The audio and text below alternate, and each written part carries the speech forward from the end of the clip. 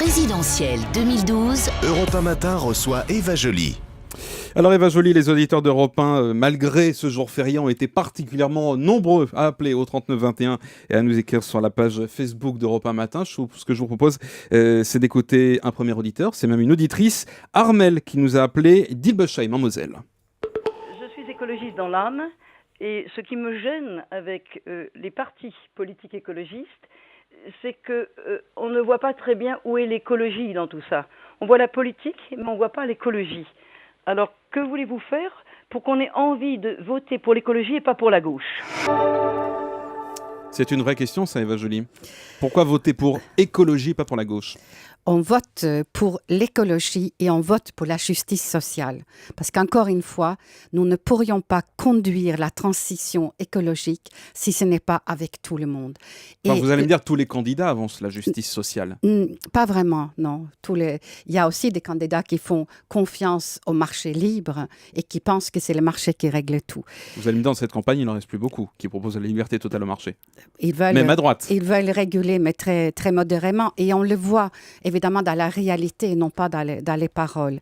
Donc, Armelle, l'écologie politique est importante parce que s'il n'y a pas la volonté politique derrière la lutte contre le réchauffement climatique, par exemple, vous avez bien vu que le Grenelle de l'environnement n'a rien donné parce qu'il n'y avait pas la volonté politique d'affronter les lobbies, d'affronter les multinationales et d'affronter le marché. Donc, il faut une force politique qui mette l'écologie au centre et qui a le courage d'affronter les forces du marché. Une question maintenant de Maxime qui nous a écrit par email. C'est votre première campagne, vous êtes donc novice en politique. Qu'est-ce que vous pensez de ce monde politique que vous avez découvert ? Vous avez raison, Maxime, que je suis novice en politique, mais c'est aussi parce que notre démocratie est assez fossilisée. La normalité, c'est d'avoir des personnes en politique qui étaient là déjà il y a 30 ans ou 25 ans, qui de leur vie n'ont jamais fait que de la politique. Mais vous pensez quoi ? Vous pensez quoi de ces gens-là ? Un régime démocratique normal est un régime qui est ouvert aux citoyens engagés. Et donc moi, je pense que je représente ces forces politiques nouvelles. Bon, je ne vais pas les juger globalement, ça n'existe pas. Il y a là beaucoup de gens avec beaucoup de compétences, mais je pense que parfois, ils ont vécu trop longtemps dans une bulle.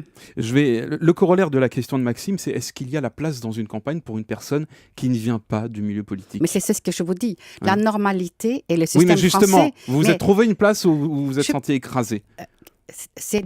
La campagne présidentielle est une campagne très dure parce qu'il y a la bipolarisation qui laisse peu de place aux petits partis. Mais je voudrais dire là, par exemple, Maxime, vous voyez bien, Nicolas Sarkozy refuse un débat avec les petits candidats. Et il n'y a, après tout, que 52 ou 54% des Français qui vont voter pour les deux candidats les plus importants. Donc, ne pas s'occuper des 46 autres pourcents, pour moi, c'est du mépris social. Et c'est pourquoi, moi, je voudrais qu'il y ait un débat avant le premier tour. À propos de débat, Eva Joly, plusieurs sites Internet ont appelé à l'organisation d'un débat justement entre les 10 candidats, mais uniquement sur Internet. Autrement dit, il n'y aurait pas les contraintes de temps de parole. Ce serait sur Dailymotion, Europe1.fr, Yahoo, le nouvelobservateur.com et le Parisien.fr.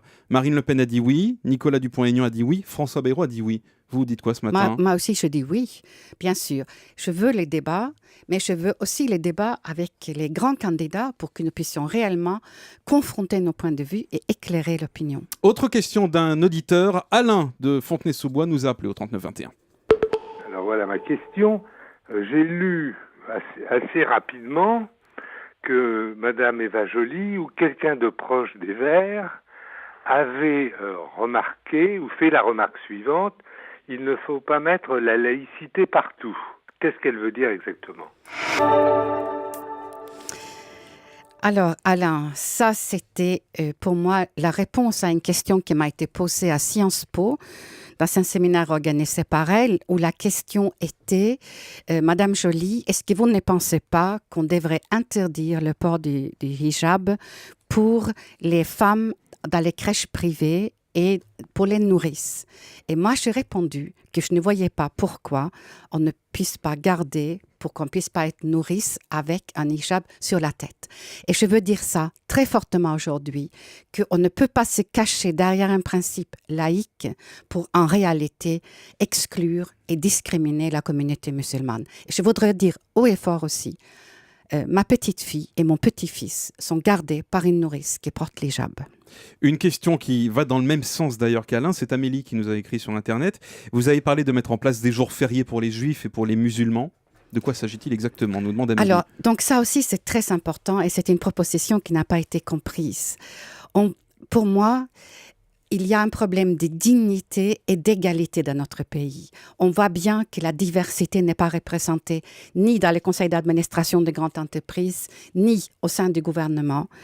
Et moi, je veux ce qui a fait réagir, on a dit les jours fériés doivent rester entre guillemets laïques et dans la tradition française, vous voyez bien et pas faire entrer la religion dans l'espace public. Vous voyez bien qu'il y a une contradiction dans ce que vous dites. Nous fêtons aujourd'hui la Pâque chrétienne, c'est des jours fériés chrétiennes. Là, on va vous répondre, ce sont les racines chrétiennes de la France. Mais ce que je veux, c'est que toutes les communautés, je sente chez elles en France, et que la laïcité, justement, c'est la séparation et c'est le respect de toutes les communautés.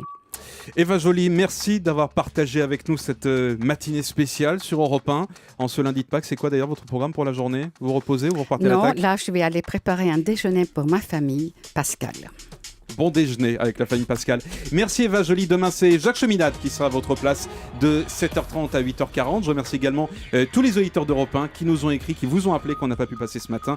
On vous redonnera bien évidemment la parole tout au long de la semaine et même pendant ces 10 jours spéciaux campagne électorale dans Europe 1 Matin.